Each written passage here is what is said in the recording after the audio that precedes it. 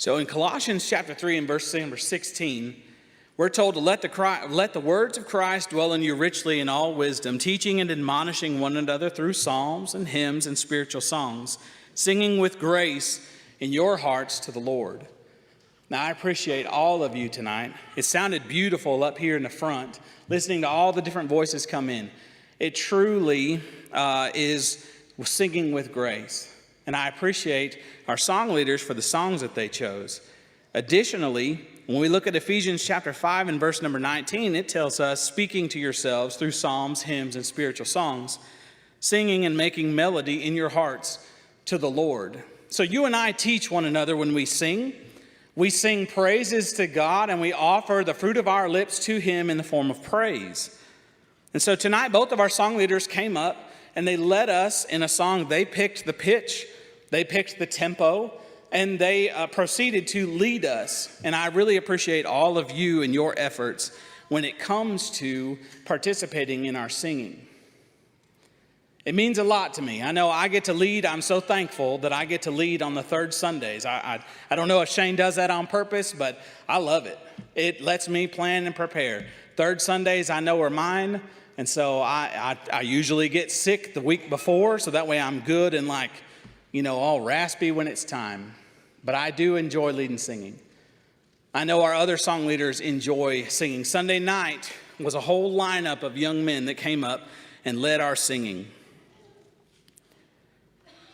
My purpose in coming up here this evening and talking to you is because I want you to think about our singing. I asked you to sit up straight and be prepared to follow our song leaders, to make sure that we're putting in the maximum effort, whatever it takes when we sing and offer praises to God and offer encouragement one to another. You know, you and I teach when we sing. One of my absolute favorite songs, and it's becoming more and more of a favorite song for me, is Sing to Me of Heaven. I want everybody to sing to me about heaven. I think it's a beautiful song. It's one that would encourage us when we're down. We seek comfort and refuge from the words in that song. It's interesting, the biblical messages that we teach through Scripture, or when we read Scripture, we receive biblical messages, but then also when we sing to one another, we sing biblical messages. Walking in sunlight, all of my journey. In 2 Timothy chapter 4, starting in verse number 1, it says, I charge thee therefore before God and Jesus Christ, who shall judge the quick and the dead in the appearing of his kingdom, preach the word, to be instant in season and out of season, reprove, rebuke, exhort, with all long-suffering and doctrine. I want it to challenge each of us to consider our preaching the word through our singing. When we offer songs on Sunday mornings, Wednesday nights, that we teach truth. One of the things is to reprove things. We are teaching each other. We sing the same songs quite often. I'm very comfortable with about 25 songs out of a 800 song book. And so I'm very sorry if you don't like singing the same 25 songs on the third Sunday. We're probably going to sing about the same 25 songs every third Sunday, because I'm very comfortable leading them. I enjoy those songs. It's great and a blessing that Wood Avenue has a plethora of song leaders that have their own groups of 25 songs that they will sing on the regular, for the courage that it takes to stand up here and lead a song. We teach one another Scripture. We encourage one another to maintain faithfulness, and sometimes we even have to rebuke one another. It's something that we don't enjoy, something we don't want to receive often. I know I don't take rebuke very well. I'm learning. I'm hoping that I'm patient. I'm hoping that I'm growing. I hope you are patient, that you are growing. But I think we have an obligation, according to 2 Timothy chapter 4, to preach the word when people want to hear it and when they don't want to hear it. We have an obligation to teach one another, to continually grow, to reprove things again, over and over again, to make rock solid our faith. We have an obligation also to rebuke one another. I'd like to challenge you in the form of a rebuke. Focus on our singing. Think about what's happening. Put some gravity to our singing. You're offering praises to God on high. You are teaching and admonishing those next to you. I sit up here in the front corner. It's not very likely, I'm afraid, that I'm going to hear someone in the back corner. But I know that this front corner can hear me, and I can hear them. And I know that this middle section may not be able to hear me, and I may not be able to hear them, but I can hear Sam.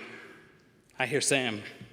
In the back corner, I may not be able to hear you, but I know that you hear those sitting next to you. Our auditorium is very large. It's challenging and difficult sometimes to stay together as a group. I challenge you in the form of a rebuke. Follow our song leaders. They're up here for a reason. If they slow down, y'all slow down with them. If they speed up, please speed up with them. Our obligation, if they pitch it too high, y'all cross your toes, do whatever you got to do, scream them high notes, and when they throw it in the floor down low, try really hard. But sing.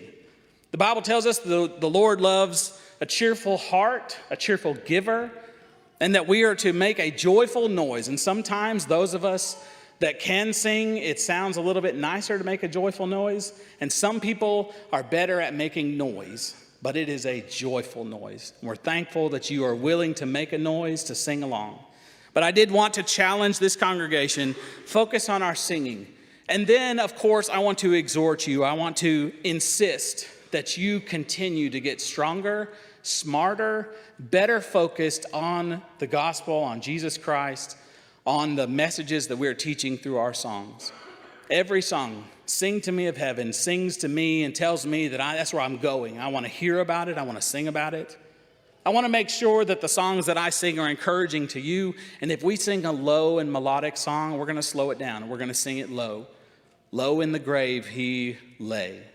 That song is meant to be slow and solemn. Night with Ebon Pinion is meant to be slow and solemn. David Harvey and I were discussing last week, I'm going on a little bit of a tangent, but I apologize. David Harvey and I were discussing last week how one of our songs, He Bore It All, is a very upbeat and happy song. And I said, well, this song is about Jesus Christ who took all of our burdens on him. Yet, David reminded me that the ending words of the verse is, so that I may live. That's why that song is sang upbeat and positive. He bore it all that I might live. So I want you to think about these things. I apologize for keeping you over late.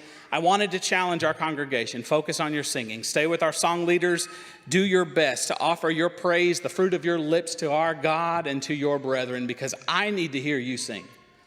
Your friends sitting next to you need to hear you sing. And if it's a joyful noise that you make, then do it joyfully. And if you sing like a songbird, sing out. Encourage one another. I hope that you feel encouraged, that you are motivated. We're going to sing a song of invitation. That invitation song is to open an avenue, an opportunity for you to come if you need help. If you're not a Christian and you want to put Christ on in baptism, now is the time. This is a convenient time. We're going to offer the song of invitation, and so if you need to respond to the gospel call to put Christ on in baptism, so be it. And if you're a struggling Christian that needs help, needs the prayers of the church, now is a great time. We're all together. We're all here. We're going to sing and encourage one another. If you have any need tonight, please come now while we stand and sing.